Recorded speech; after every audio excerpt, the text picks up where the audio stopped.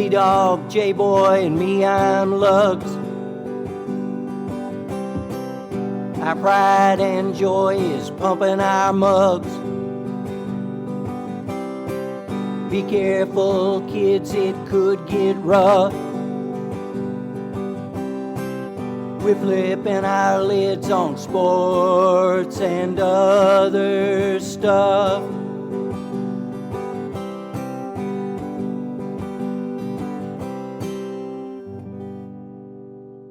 Welcome to Sport Weasel Central on Corduroy Pants Day in honor of autumn.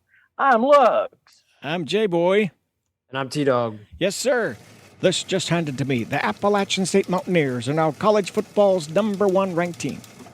Well, maybe not, but we'd like to think so. But we will call to order the first meeting of the Justin Jefferson fan club tonight. Yes, that's right. And the Cowboys are who we thought they were, and we let them off the hook. And fellas, listen to this, though, first. This is special. Yes, the Collingwood Magpies are in the Final Four of the Aussie Rules football. Just outside Sydney.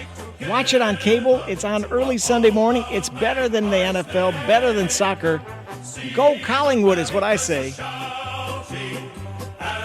Okay, enough of that. Let's get started with the NFL. Surprises, favorite moments, and things that make you go, and just general tomfoolery, or should I say Lugs foolery. Lugs, how are you tonight? Go Collingwood. I love the Collingwood. If they're playing Australian rules football, Magpies, I'm baby. there. Magpies. All right. Well, this weekend, I got to witness the historic bonehead call of all time. Denver, you pay $250 million for Russell Wilson to come in and save you in the fourth quarter. You got 1:15 left with 3 timeouts, and you kill the clock. Don't call any timeouts, and try to kick a 64-yard field goal. I mean, seriously, that's the worst time and player management I've ever seen by an NFL coach. It was crazy. I mean, when you look at it realistically, 64-yarder. There have been 41 over 60 yards tried. Two, I count them, 2 have succeeded. This was just stupid. It was stupid. That guy will never live that down. But that's like the highlight for me. But there were moments galore. What do you see, T-Dog? I'll just say, to kind of build off of what you said, Nathaniel Hackett, not a great this is your first game as a head coach moment. To be fair to him, though, if it makes him feel better, Pete Carroll, who has had a lot of success in college and in the pros, that was a weird coach game by him too. Gino played well for him, so I'm not going to blame Gino. Gino, for the most part, played well until Bradley Chubb started taking over. But if you look at their running game, the running game was working, but they only gave their running back 12 carries, and he had 60 yards on 12 carries or something to that effect. It's like, all right, you're trying to kill the clock, just feed the man. I don't know. It's a very bizarre, and like Lug said, it's clearly it's a great win for the Seahawks, but they got lucky in that 2 fumbles by Gordon and Williams, the 2 running backs for Denver, fumbled on the goal line. So the chances of that happening where they don't score on those drives is on them. But again, one that was kind of confounding to me. You want to talk about I love this coach Frank Wright, but they should have won that game but they got in the red zone and they got cute on 4th down. They gave the ball to Nyheim Hines and a Wildcat, and it's just like, all right, you have Jonathan Taylor, you have Pittman who's playing well, and obviously, to be fair, Matt Ryan played well too. Just try to throw the ball, or if not, kick a field goal. And I know Rodrigo Blankenship got heaved-hoed, and he should have made that field goal in overtime. That was a chippy, and he had 2 kicks out of bounds on kickoffs, which is a huge no-no. So I understand getting rid of him, but I don't know. It was, that was a bad one. And then the Bengals. I mean, we're all kind of Bengals supporters here, but Wow. they paid a lot of money for that offensive line. And, I want to give a lot of credit to the Steelers defense, but man, they really need to hold on to those receipts because some of those offensive linemen did not show up. They were just wrecking. And, I feel bad for TJ Watt. TJ Watt was making plays left and right. He had a TFL, he had a pass defense, he had an interception, he had sacks. And it sounds like maybe his torn pec isn't as bad as we thought. Yeah. But, Burrow just did not look hot. Some of those picks weren't on him because there were pressure and it got smacked. And the TJ Watt one's just a great play. But 2 of those picks were in double coverage. That's completely on him. Those are just bad throws, just bad throws. And, it has to kill him because, look, we are also supporters of Trubisky. But yes. For them to lose that game where Trubisky looked at best okay. Wait a minute. All he does is win in this league. He just wins in this league.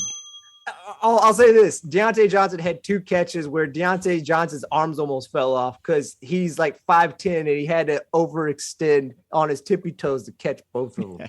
So, but okay, technicality. All right. So what about you, J-Boy? What's some of the ones that stood out to you? Pretty obvious that the Packers didn't play any preseason football with Aaron Rodgers at quarterback. And that was evident, and I think it showed that first pass from scrimmage, right, 70-yard touchdown could have been. So very surprising there, but maybe the Vikings are better than we thought they were with O'Connell as their new coach. And I think Trey Lance, oh boy, I know it was the worst weather in the history of the NFL, but the Niners with Trey Lance aboard, I don't know, fellas, that could be tough. That could be tough this year. But mostly, I think Trubisky just wins, T-Dog. I think he just wins. He's a winner. All he does is win. Lugs agrees with me on that. I know he does. Yeah, but I think you're going to see Kenny Pickett like 4 games in a probably. couple of weeks. But all right. My takeaway from the weekend was the first 2 weeks of the season now are the preseason games because nobody plays in the preseason anymore. But my favorite of the Chicago, San Francisco, the Tidy Bowl, the Pool Bowl, whatever you want to call it. Chicago Park District Bowl, whatever, yeah. Was Justin Fields sliding through the end zone like it was, it reminded me of Woodstock, the guys sliding in the mud. But my favorite moment of that whole thing was they got a penalty for the illegal use of a towel. Yes. I couldn't believe it. It was like, who made up that rule? Yeah, Daryl Johnston said he's been a broadcaster for 20 and a player for 11, and he had never heard of that rule that you can't try to use a towel to dry off the spots and then throw it aside, and it was a personal foul. Did you see the look on that kicker's face? That guy has never gotten a foul, personal or otherwise, called on him in his whole life. He's just a kid. His eyes were like, what? Are you kidding me? Yeah, I mean, it's nuts. Crazy. That was true. I forgot about that.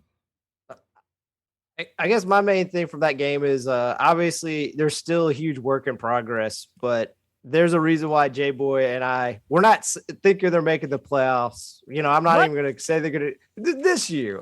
Maybe you do. Maybe we have different. But you see, at least from coaching and some of the young players they have, that they're building in the right way. And also, hopefully down the road, we can look back prophetic. One of the big plays from that game was it looked like they were going to score a touchdown with Deebo Samuels, and Jalen Johnson, number 33, does a peanut punch, which was also Charles Tillman's number. Yep. It's very prophetic. They held him out of the end zone. Yep. They kept him only to 10 points in the first half. Then Justin Fields rolls out, throws across the field, across the whole field to Dante Pettis, because that was at least his second or third progression. Clearly it was not his first progression. At least how the play went.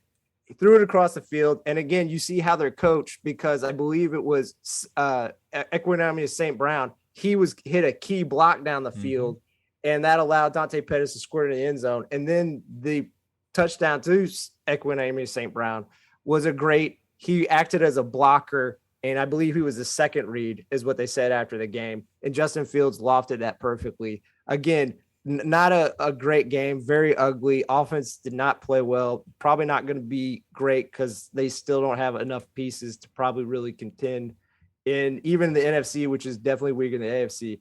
But I just think I love the way that the team fought. I think they're scrappy. I think they played smart. Obviously, they didn't have a lot of penalties, even though they're a very young team overall. And a lot of those young guys flashed. Jaquan Brisker, their safety. Kyler Gordon made some plays. Dominique Robinson, the wide receiver converted tight end, he had a sack and a half, and one of them came against Trent Brown, like one of the best left tackles in the league. So it's just a lot of things to kind of get excited for. And obviously not really this year, hopefully down the road, but it was a good game to watch. But Lugs, here's the thing about that slide in the end zone. Okay, remember Soldier Field is maintained by the Chicago Park District. You know how they hold that sod down that they just put down this week, don't you? Staples and metal projectiles.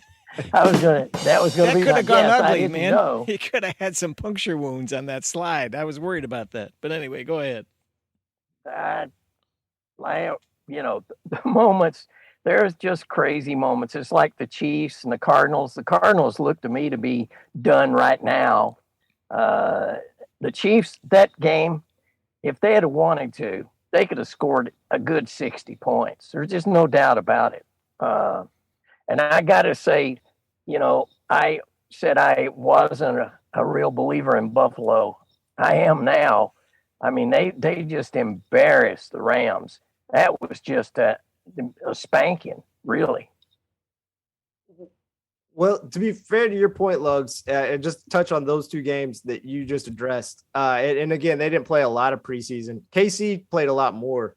You saw it in Josh Allen and Patrick Mahomes in the preseason, the little they played. Like they were getting reps, and on those few drives, it was kind of a touch into what happened week one. Like both those teams are TCB. They're just taking care of business. They're on a collision course in the AFC Championship probably, because both those teams are just looking to just route and destroy every team that's in front of them. And obviously, I think the Rams are better than the Cardinals. I think the Cardinals just organizationally coaching and maybe even quarterbacking. Wait. Some level of mess. Wait. So you're off the train now? What? Your What? personal friend, Cliff. Was I ever on the train? If I Right, was in a back boxcar eating sardines with another box jumper. That's all. But yeah, it's just Buffalo. They've Josh Allen is such a mismatch. Even when you call the right defense, this goes back to the playoffs against Patriots. He diagnosed and he can kill you with his mind. And then you have all those physical talents. The same goes for Patrick Mahomes.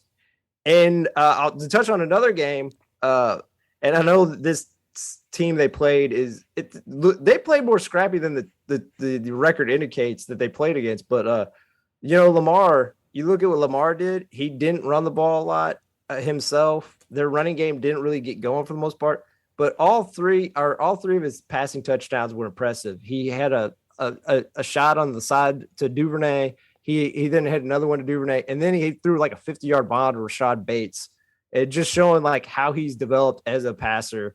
So I think once they get J.K. Dobbins back, and I think their defense is going to be more sound under their new defensive coordinator. So I think they're going to be a tough out. Let me say one thing about Monday Night Football. Back to that game for a second, Denver, Seattle. I am more impressed with Joe Buck and Troy Aikman suddenly. Did you notice when that first started and Russell's under center, they didn't say a word, and they just let the 12th man basically do the play-by-play. Impressed by that. Number two, they give Monday Night Football a whole new level of class, I think, versus Levy, Booger, and all these other people they've run through there, because that they're always on the big game. If you hear a big game, it's going to be Joe Buck and Troy Aikman. So I will tip my hat ever so slightly to that plan, and I like it. And one more thing, fellas. The Cowboys are snake bitten, are they not? What is happening with the Dallas Cowboys? And will we ever hear from them again? Well,